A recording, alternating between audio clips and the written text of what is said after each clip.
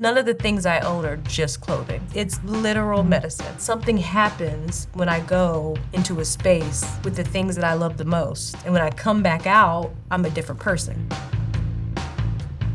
We are at Crystal Anderson's house in Brooklyn.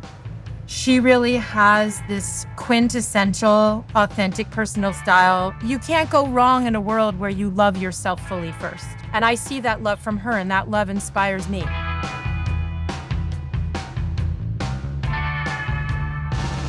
How are you?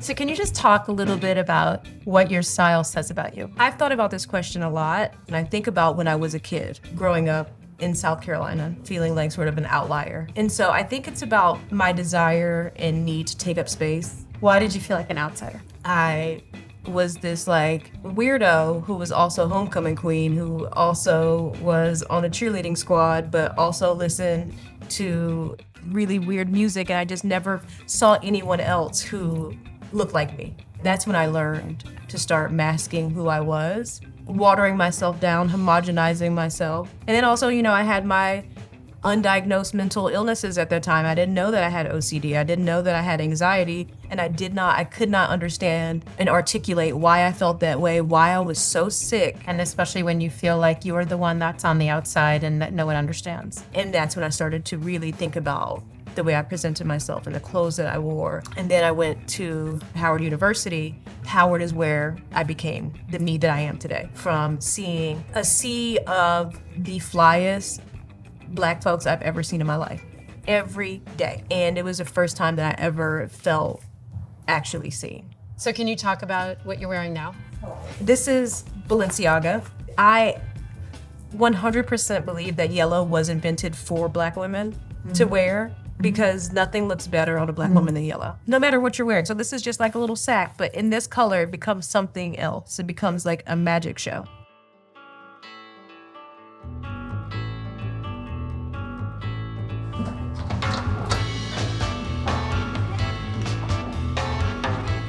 I don't start in one place the same every time. Sometimes it's a shoe, but honestly, rarely it is a shoe. Shoes are just, for me, like the parsley, and then this is the steak.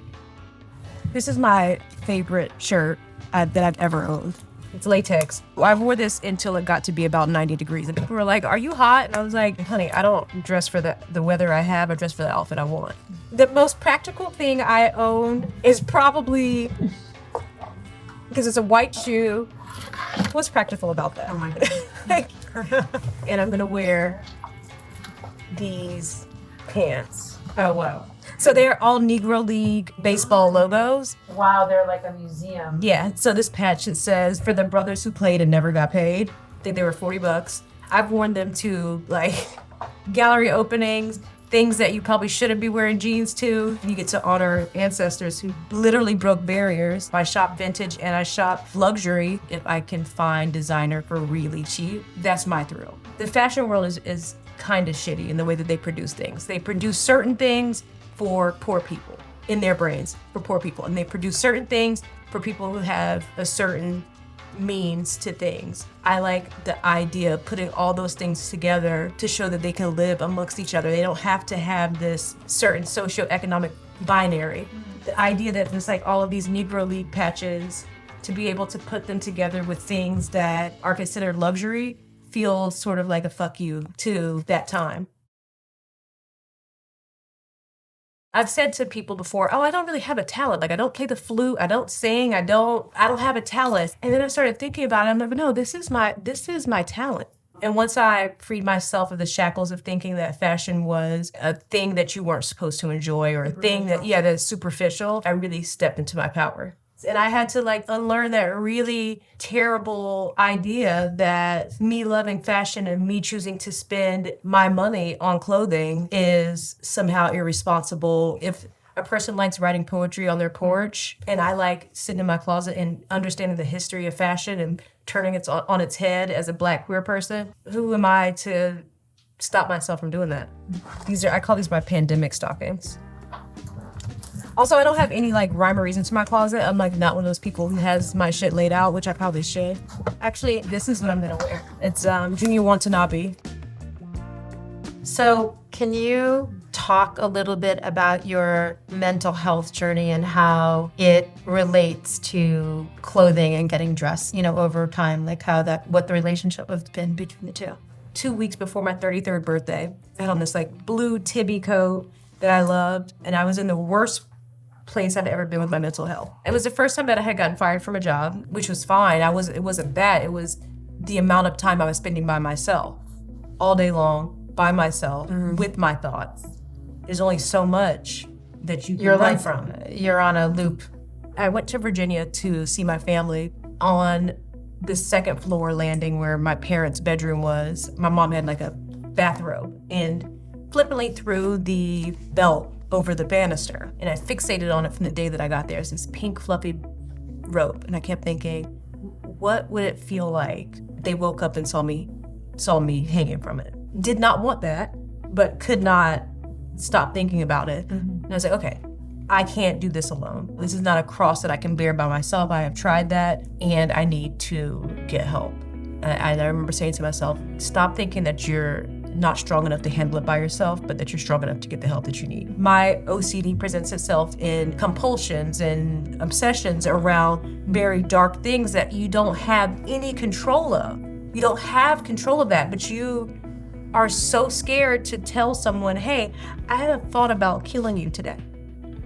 I don't want to, but the thought is real. And at that time, and even now still, people are telling you that manifestation is a real thing. Thoughts become things. And in my brain, I knew that's not true. Sometimes thoughts are just thoughts.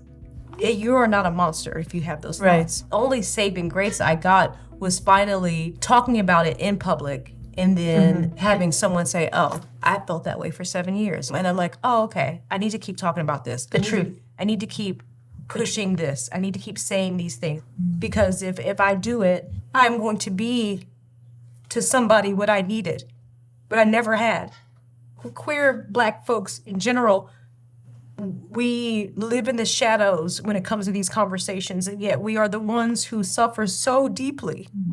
There are still days where it's really dark, and what holds me up is knowing that there is someone who sees themselves in me. And if you see something in that, take it. And so many Black people have stood in the gap for me and continue to fill the little spots that are empty. They fill them in different ways. It's not all the same way. I want to be that for someone else. It's how you heal. And even if you can't heal, it gives you purpose.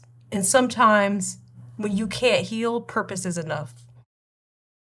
Style is the biggest part of what makes me whole and what makes me happy and what makes me feel most like myself. Sometimes, when you're in the depths of it, it's hard for you to lift your neck up off the pillow. So getting dressed is 65 on the list of things that you need to do to survive. And so some people look at them as just clothes.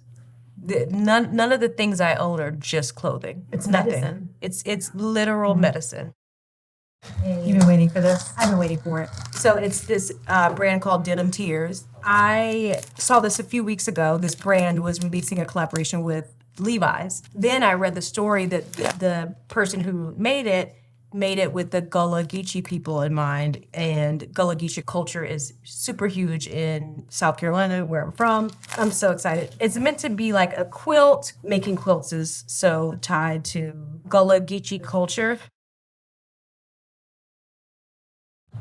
So I want you to just be able to finish the journey. What was your process in terms of feeling better? Me being able to recognize that I had a bad day, but that didn't mean I had a bad life. And once I got to that point, I was like, okay, I'm coming out of the darkness. I'm coming back to who I know myself to be, which is someone who can feel a range of emotions: happy, sad, confused, overwhelmed, stressed. Once you remove yourself from all that expectation, that's where the relief is. And when you find relief is when you find like your nervous system starts to be like, okay, this is good. This is enough. I cried before you got here because I'm a crier. Because I was so nervous and I was anxious. And Keisha said, you just be you. You don't have to you don't have to be anything. You know, they will like you for who you are. I just want to say, we don't just like you, we love you. So we're humbled, greatly humbled, and thank you so, so much from the bottom of our hearts. What's your wildest dream? I just want to be a mom. There is so much beauty in this world. There's so much beauty in the community that we built. Maybe mothering looks different than what I've imagined it to be. It could come in a million different ways. So I'm looking forward to what that looks like. But in the meantime, I drink orange wine. Cheers to the life that will be. I will be one lucky fucking kid. That's all I can say. Maybe me in the next life. What brings you the most joy? Really thinking about how I can be of service to myself. Seeing Black people engaged in radical joy is my favorite and absolute form of joy. And this has been such a joy to do this with you. I cannot wait to hang out. Soon. Again, We're text friends now and real yes, friends. We're text friends. Bye, guys. I'll see you soon.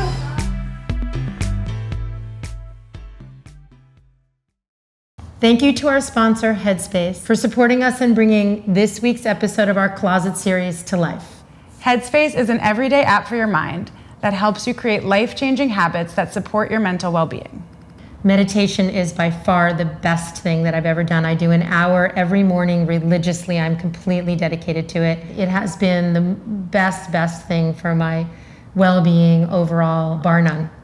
Unlike my mom, who is the most disciplined person I know when it comes to meditation and doesn't really need a lot of guidance, I do. And I personally love Headspace's guided meditations to help me feel grounded and come back to myself.